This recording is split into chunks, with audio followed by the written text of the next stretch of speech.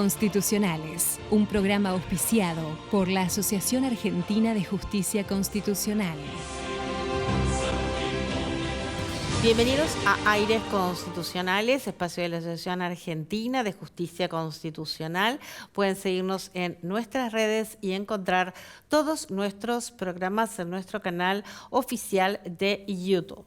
En el marco de una causa sobre un accidente laboral en la cual la Sala 10 de la Cámara Nacional de Apelaciones del Trabajo condenó solidariamente a dos ART al pago de las sumas que habían sido demandadas por el trabajador. Esta condena fue en forma solidaria. Una de las ART interpuso un recurso extraordinario federal que fue denegado y así presentada la pertinente queja. El recurso se fundamentó en que había un apartamiento de lo determinado por la Ley de Riesgos de Trabajo y así fundaron en la doctrina del máximo tribunal este recurso la doctrina de arbitrariedad de sentencias.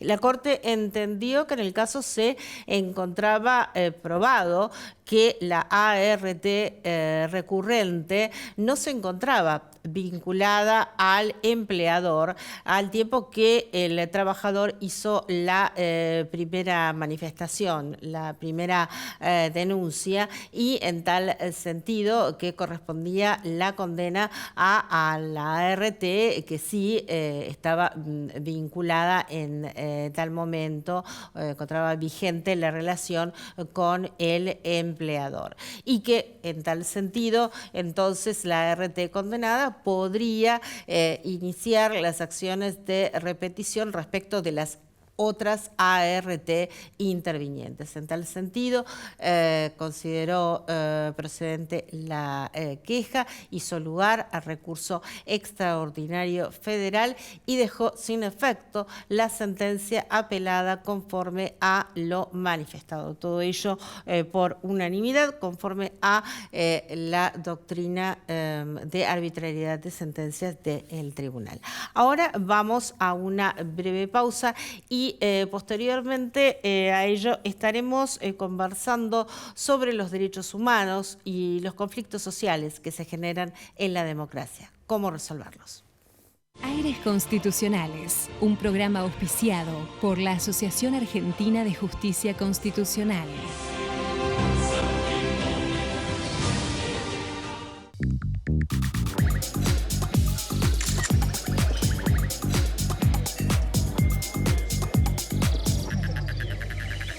Te estamos esperando para que cumplas la misión que más te guste. Misiones, hacé la tuya.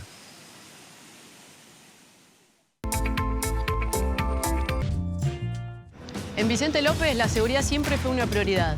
Tenemos más de 2.000 cámaras funcionando y sumamos más patrullas en las calles. Porque cuando de seguridad se trata, no tenemos excusas. Trabajamos para mejorar ayer, hoy y siempre. Vivamos Vicente López.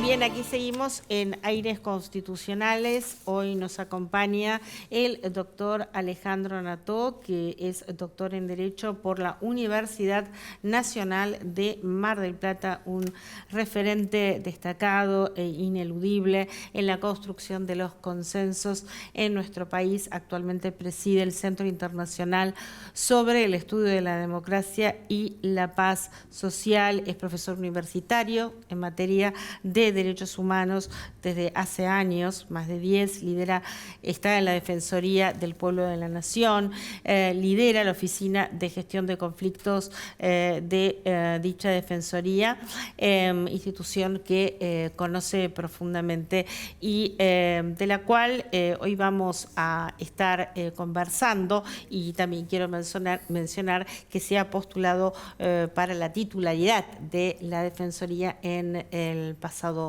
octubre de 2025. Bienvenido, doctor. Gracias, es un placer enorme estar contigo, Claudia. Lo mismo digo, realmente un gran honor poder conversar con usted temas que hacen a la vida de todos los ciudadanos, de todas las personas, más allá que sean ciudadanas o no sean ciudadanos, y esto nos remite a la Constitución Nacional. Así que como este es un programa que trata de transmitir conocimientos respecto de los derechos y las garantías que están reconocidos tanto en la Constitución como en los tratados internacionales, las convenciones internacionales de jerarquía constitucional, vamos a hacer un repasito. ¿Qué le parece, doctor? Con mucho gusto. Con mucho Usted que es profesor en la materia de los derechos humanos. Sí, a ver, estamos en una etapa muy especial. Es como que están bombardeados algunos de los derechos, más que asediados. Yo diría bombardeados. Si uno va a dar una materia como la que doy yo, Derecho Internacional de los Derechos Humanos, tiene que empezar un curso diciendo, bueno, ¿de qué hablamos cuando hablamos de derecho internacional y de qué hablamos cuando hablamos de derechos humanos? Y lo cierto es que cuando vemos algunas acciones donde la fuerza se impone sobre lo jurídico normativo, uno dice, bueno, ¿será que nosotros lo que enseñamos es una entelequia o verdaderamente tiene lo que tiene que tener como para poder inspirar en que el derecho existe? Y yo te diría que tenemos algunos inconvenientes que son centrales. Primero, la credibilidad. La legitimidad.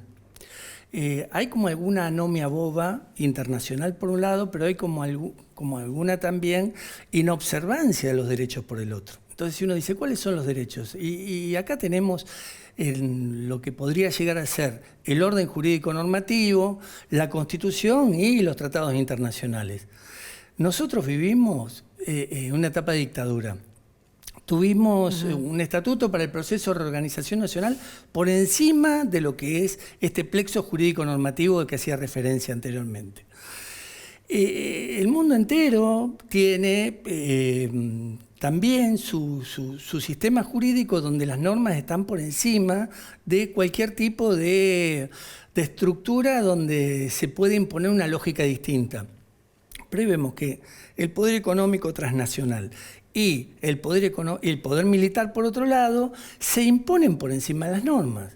Entonces, no podemos prescindir de lo que acaba de pasar en Venezuela, en un acontecimiento en el cual un país dice, bueno, yo me voy a meter en ese país porque me interesa los recursos naturales de ese país, y a partir de allí vemos cómo ordenamos jurídicamente el sistema constitucional de ese país. No, tiene normas ese país.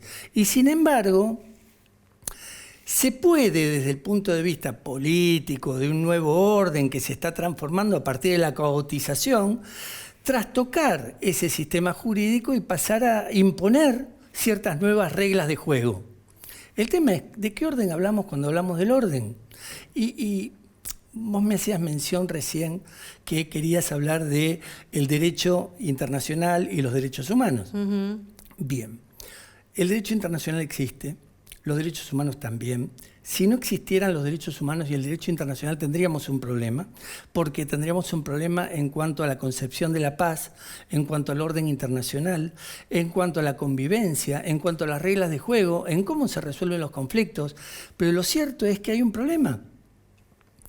Y el problema pasa por el grado de inobservancia que a veces se tiene también con determinado tipo de derechos que vienen de las normas internacionales. ¿Por qué? Porque tenemos derechos económicos, sociales y culturales que para cumplirlos necesitas recursos. Y entonces tenemos presupuestos apocados debido a que estamos endeudados y los recursos son finitos. Entonces, ¿hasta dónde esos recursos finitos pueden tener un lugar dentro de lo que es la posibilidad del ejercicio de ese derecho cuando no hay recursos? Exacto. Y vamos a estos temas. A ver, bien. Primero, yo tengo derecho a la salud, pero si voy a la obra social y me dicen, no, hace una acción de amparo si querés tener derecho a la salud, yo digo, pero ustedes deberían efectivizarme el derecho a la salud, porque para eso estoy afiliado, tributo, hago mi aporte dentro de la obra social, me corresponde este derecho. No, pero si no haces la acción de amparo y si no viene un juez a decirme que tengo que efectivizar tu derecho no es, hasta que venga un juez y me diga que es. Bueno, estos problemas que tenemos, que son estructurales, que no pasa solo por allí, pasa también por la concepción de qué tipo de Estado tengo. Si yo achico el Estado al punto tal de mermarle sus capacidades de dar respuesta, difícilmente ese Estado que no tenga posibilidad de dar respuesta esté a la altura de las circunstancias cuando yo quiero efectivizar mi derecho. Yo puedo tener derecho a la vivienda. Ahora, ¿hay vivienda para todos? No, no hay. Pero ¿cómo priorizamos quién tiene el derecho y quién no lo tiene? ¿Hasta dónde ese derecho puede ser efectivo? Y acá viene un sinnúmero de cuestiones que tienen que ver con no solo los derechos de primera generación, que son los civiles y políticos, claro, sino los derechos de segunda generación, que ya son los sociales, y los derechos de tercera generación, que son esos derechos que tienen que ver con el consumo, con el medio ambiente. Yo me compro un auto porque aspiro a tener un 0 kilómetros. Sí. Y hay cláusulas en las cuales me van diciendo, bueno, tenés que ir dando pasos y me ponen siempre una cuota nueva arriba de la cuota que yo teóricamente tenía que pagar para licitarlo. Una vez que obtuve la licitación, después me dicen, no, pero tenés que pagar también el derecho de adjudicación. Después me dicen, pero tenés que pagar estos formularios. Nada de todo esto estaba ni siquiera dialogado dentro de lo que eran las reglas de juego. Y sin embargo hay una lógica simétrica dentro de lo que es determinado tipo de posicionamiento dentro del mercado de algunos que tienen mucho poder frente a aquellos que tienen muy poquito poder. Y esto sí tiene que ver en esa lógica asimétrica, en ese desequilibrio, sí tiene que aparecer el derecho. Por eso es tan importante que nosotros tengamos en cuenta que sin organismos de garantía difícilmente puede haber tutela de derechos, porque el derecho de por sí requiere también alguna palanca que te apalanque para que vos puedas lograr dentro de esa simetría alguna lógica de mayor tipo de equidad, partiendo de la base que hay desigualdades y que hay inequidades. Sí. Entonces, si nosotros dijéramos, bueno, no existen ni las desigualdades ni las inequidades, si vivimos en un país de iguales, yo estoy de acuerdo que podríamos concebir que esos derechos son efectivos, pero no tenemos todos los derechos efectivizables. Entonces ahí es donde a mí me gustaría hacer pie en la necesidad de tener organismos de control, de tener mayor presencia del Estado, de hablar de la estatalidad, hasta dónde jactarse de reducir el Estado es un buen producto. Puede ser un buen producto marketinero social, pero cuando yo toco áreas sensibles del Estado que asimilan la demanda, canalizan la demanda, dan respuesta y ahora no están más, digo, me estás dejando sin el Estado que verdaderamente hace el Estado social. Claro. Entonces yo no me puedo jactar también de esas reducciones estructurales de las capacidades del Estado para dar respuesta. Tengo que ver hasta dónde puede haber determinado tipo de abuso de estructuras del Estado donde verdaderamente fueron cooptadas por determinado tipo de sectores políticos, y uno dice, bueno, mira, vamos a redistribuir, vamos a redimensionar. Pero una cosa es redimensionar y otra cosa es eliminar áreas sensibles del Estado. Doctor, ¿puede haber orden social perdurable sin reconocimiento de derechos? Y en tal sentido, ¿qué rol juega cada uno de los poderes del Estado para mantener el orden social? Sí, a ver, uno cuando habla del orden tiene que ver de qué orden hablamos. Del orden de la tranquilidad social, sí. La tranquilidad tiene que ver con la convivencia. Sí. Ahora, cuando se rompen las reglas de juego de la convivencia, a partir de la desigualdad, Claro. Digo, eso hace que, lógicamente, haya gente que tiene derecho a la libertad de expresión, a la protesta, al reclamo. Eso, lógicamente, hace que haya sectores sociales que se aglutinen para poder reclamar sus derechos y aparecen los movimientos sociales. El escenario, la calle. Bueno, la calle es uno de los escenarios donde se puede ejercer el derecho a la protesta, la libertad de reunión y la libertad de expresión perfectamente, porque es el espacio público, el lugar vivificante, el lugar de la política. Yo no puedo eliminar la calle, yo no puedo eliminar la política. La política para mí es uno de los lugares centrales de la vida democrática. Si yo pienso en un Estado social de derecho, si yo pienso en el derecho, tengo que pensar en algunos núcleos centrales de lo que podría llegar a ser la estructura jurídica. Y te saco del derecho y te llevo a lo fáctico, Sí. al llano. a lo que pasa todos los días. Claro. A mí me tocaste un interés y lógicamente yo tengo que decir, mirá, yo quiero recuperar mi lugar, yo quiero que me escuches, yo quiero ser visible porque necesito que atiendas lo que verdaderamente mi derecho fundamental, que me lo acaban de conculcar, tiene que ser canalizado, tiene que ser viabilizado por algún lugar. Pero para eso me tengo que hacer ver, te tengo que decir. Con el derecho a peticionar a las autoridades, esto no me gusta. Con la libertad de expresión, te puedo decir, mirá, lo que vos estás haciendo no está bien. Puedo ejercer mi crítica a la función política. Y eso se hace en la calle. Claro. ¿Y Porque qué pasa si no lo hago en la calle, ¿dónde lo hago? La pregunta es, ¿dónde me ven? Y si no me ven, ¿me atienden? Doctor, ¿y cómo resolvemos esta cuestión de obstaculizar el derecho a circular? A ver, Que también es invocado. Esta es una tensión de derechos. Tengo que hacerle esta pregunta Está porque... buenísimo que traigas esto, porque la verdad que hay un protocolo antipiquetes en la Argentina que está dando vuelta a su constitucionalidad por varios ámbitos de lo jurisdiccional, donde se tiene que dirimir en la justicia algo que básicamente es para mí absolutamente inconstitucional. Pero digo, más allá de lo que yo pienso, esto lo va a dirimir un juez. ¿Por qué hay libertad de tránsito? Sí, hay libertad de tránsito y es constitucional, pero hay derecho también de reunión, libertad de expresión, derecho de peticionar ante las autoridades, derecho a la protesta. Todo esto está en pie de igualdad con la libertad de tránsito dentro de lo jurídico normativo. ¿Por qué? Porque todos los tratados internacionales, entre ellos la Convención Americana de Derechos Humanos, más el Pacto Internacional de Derechos Civiles y Políticos, prevén, más la Declaración Universal de los Derechos Humanos, prevén que estas normas son normas muy importantes. Nada más que la libertad de expresión dentro de lo que es el nervio central de un país que vive un Estado de Derecho, tiene que ser la columna vertebral. No es un derecho más. Vos lo tenés que resguardar como sea, como supo decir Voltaire, o por lo menos como se lo asignan a Voltaire. Yo no estoy de acuerdo con lo que decís, pero daría la vida para que lo digas, porque verdaderamente tenés derecho a decirlo. Sí. Bueno, esto pareciera ser que irrita. E irrita si se hace en la calle.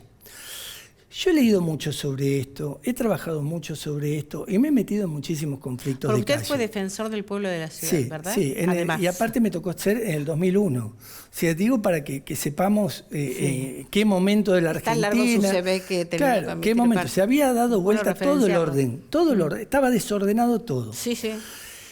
Ahora, lo que es cierto es que reordenar el orden hay que pensar en si yo quiero meter en la caja lo que no encaja, a partir de algo que se desacomoda porque teóricamente se le conculcó un derecho y se está planteando ese derecho en las calles, se desacomoda porque tienen vocación de generar visibilización social, se desacomoda porque necesita hacer áulica su voz y para eso necesitan de los medios de comunicación.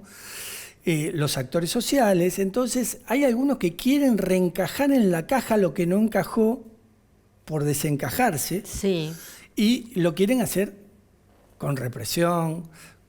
no con disuasión, sino con represión. Y pareciera ser un buen producto la represión desde el punto de vista de el ojo de alguna opinión pública. Opinión pública que está moldeada, no hay duda. No hay duda, porque cuando uno discute de derechos, uno indudablemente tiene que discutir también de lo social. Sí, claro, absolutamente. Y el rol de los medios no puede estar ajeno a esto. Entonces, como el rol de los medios no está ajeno a esto, ¿cuánto hicieron los medios para moldear a la opinión pública que el estar en la calle no está bien? Hay una grieta en los medios de comunicación muy marcada. Sí. Respecto del posicionamiento frente a determinados temas, como este en particular. Vamos a volver a este tema, pero toquemos el tema de la grieta que decís. Esa polarización política donde se hizo gala en el mundo entero. La polarización es algo que existe como un nuevo producto de relacionamiento. Esto de poner una frontera y del otro lado de la frontera al otro, esto de justificar la violencia, entre otras tantas cosas, porque es un otro, esto de generar la cultura del odio o la descalificación porque está el otro, esto de incluso maltratar desde el poder como si no se reprodujera socialmente. Pero en verdad todo lo que se hace horizontalmente proviene de algo vertical también, proviene de una habilitación vertical también. Entonces digo, todo esto que en definitiva hace a la estructuración de un enemigo, en la lógica del amigo-enemigo, bueno, parece que se hizo carne socialmente. Entonces no invites a comer a casa al novio de la nena porque piensa distinto, no porque no lo queremos o por algo por el estilo, piensa distinto. Y esto se corrobora en los medios de comunicación. Uno va a buscar a los medios de comunicación lo que uno quiere escuchar también. Esto de lo... Guñasqui hizo un libro muy interesante que se llama La noticia deseada. Que uno va a buscar lo que el medio te da y hay un vínculo entre lo que el medio te da y lo que vos querés. Y uno reafirma de ese modo o se autoafirma de ese modo en tu pensamiento en función de lo que el medio te da, pero vos ya sabés lo que te va a dar por la fidelización que existe en ese ida y vuelta con el medio de comunicación.